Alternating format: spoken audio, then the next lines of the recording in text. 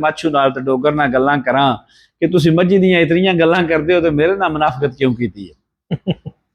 ਭਾਈ ਸਾਹਿਬ ਕਾਫੀ ਅਰਸਾ ਹੋ ਗਿਆ ਮੇਰਾ ਵੀ ਤੁਹਾਡੇ ਨਾਲ ਤਲਕ ਹੈ ਮਾਸ਼ਾਅੱਲਾ ਜੀ ਜੀ ਬਲੋਚ ਦੇਖੇ ਨੇ ਕੋਈ 14-15 ਸਾਲ ਤੋਂ, ਮੈਂ ਜਦੋਂ ਦਾ ਦੇਖ ਰਿਹਾ ਕਿ ਤੁਹਾਡੇ ਕੋਲ ਹੀ ਨੇ। ਜੀ ਜੀ ਇਹਨਾਂ ਨੂੰ ਕਿੰਨਾ ਟਾਈਮ ਹੋ ਗਿਆ ਤੁਹਾਡੇ ਨਾਲ ਮੁਖਲਸ ਚੱਲ ਰਹੇ ਨੇ?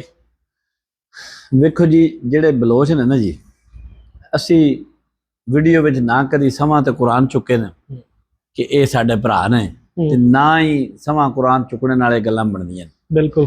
ਇਹ ਜਿਹੜੇ ਬਲੋਚ ਨੇ, ਜ਼ੁਲਫਕਾਰ ਦੇ ਬੇਟੇ ਨੇ ਜਿਹੜੇ, ਇਹ ਜ਼ਵਾਰ, ਰਿਆਜ਼, ਜਾਨੀ, ਮੁਸ਼ਤਾਕ, ਇਹ ਮੇਰੇ ਭਾਈ ਨੇ, ਇਹ ਮੇਰੇ ਚਾਚੇ ਦੇ ਬੇਟੇ ਨੇ। ਇਹ ਸਾਰੇ ਸ਼ੌਕੀਨ ਤੇ ਬਰੀਡਰ ਭਰਾ ਵੀ ਜਾਣਦੇ ਨੇ, ਸਾਰਾ ਜ਼ਮਾਨਾ ਵੀ ਜਾਣਦਾ ਹੈ ਕਿ ਇਹ ਮੇਰੇ ਭਰਾ ਨੇ। ਅਸਾਂ ਕੋਈ ਚੀਜ਼ ਐਸੀ ਵੰਡੀ ਨਹੀਂ, ਠੀਕ ਹੈ। 14 ਸਾਲ ਤਕਰੀਬਨ ਮੇਰੇ ਬਜ਼ੁਰਗਾਂ ਨੂੰ ਫੌਤ ਹੋਇਆ ਹੋ ਗਏ ਨੇ, ਉਸ ਤੋਂ ਪਿੱਛੇ ਕੋਈ ਇਹਨਾਂ ਨਾਲ ਐਸਾ ਕੋਈ ਹਿਸਾਬ ਕਿਤਾਬ ਨਹੀਂ। ਤੇ ਮੈਂ ਤੇ ਬਲੋਚ ਕੌਮ ਦੀ ਬੜੀ ਖਸੂਸੀ ਇੱਜ਼ਤ ਕਰਨਾ, ਔਰ ਮੇਰੀ ਨਜ਼ਰ ਦੇ ਵਿੱਚ ਬੜੀ ਆਲਾ ਕੌਮ ਹੈ ਔਰ ਬਹੁਤ ਅੱਛੇ ਇਨਸਾਨ ਨੇ, ਜਿਨ੍ਹਾਂ ਨਾਲ ਮੇਰਾ ਵਾਹ ਪਿਆ, ਜਿਨ੍ਹਾਂ ਮੇਰੇ ਨਾਲ ਨਿਭਾ ਕੇ ਦੱਸ ਛੜੀਏ, ਇੱਕ ਮਿਸਾਲ ਕਾਇਮ ਕਰ ਛੜੀਏ ਕਿ 30 ਸਾਲ ਹੋ ਗਏ ਨੇ, ਕਮ ਅਜ਼ ਕਮ 30 ਸਾਲ ਹੋ ਚੱਲੇ ਨੇ ਇਹਨਾਂ ਬਲੋਚਾਂ ਮੇਰੇ ਨਾਲ, ਠੀਕ ਹੈ। ਔਰ ਨਾ ਇਹਨਾਂ ਜੀ ਮੈਂ ਕਦੀ ਵਫਾ ਵੇਖੀਏ, ਨਾ ਇਹਨਾਂ ਜੀ ਕਦੀ ਦਿਆਨਤਦਾਰੀ ਵੇਖੀਏ, ਨਾ ਕਦੀ ਸੱਚ ਵੇਖਿਆ। ਤੇ ਮੈਂ ਉਂਝ ਸਾਰੇ ਹੀ ਬਲੋਚਾਂ ਦਾ ਤਾਬੇਦਾਰ ਹਾਂ। ਉਹਨਾਂ ਸੱਤਾਂ ਝੋਕਾਂ ਵਿੱਚ ਜਦੋਂ ਵੀ ਕੋਈ ਕਮੀ ਪੇਸ਼ੀ ਹੋਵੇ, ਕੋਈ ਚੰਗੀ ਮਾੜੀ ਹੋਵੇ, ਤੇ ਮੇਰੀ ਉੱਥੇ ਵੀ ਹਾਜ਼ਰੀ ਹੁੰਦੀ ਹੈ।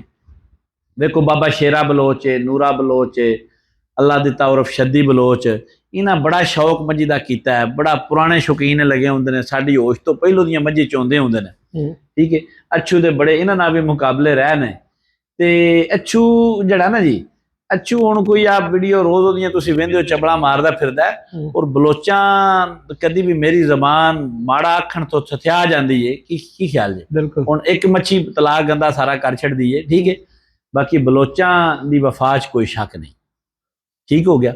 ਦੂਜੇ ਨੰਬਰ ਉੱਤੇ ਜਿਹੜੀ ਆ ਮਸਤਾਨੀ ਮੱਝ ਨਾ ਸਾਡੇ ਕੋਲ ਬੈਠੀ ਹੈ, ਅਸਾਂ ਅੱਗੇ ਵੀ ਵੀਡੀਓ ਬਣਾਈ ਹੈ ਤੇ ਇਹ ਕੋਲ ਹੀ ਰਹੀ ਹੈ।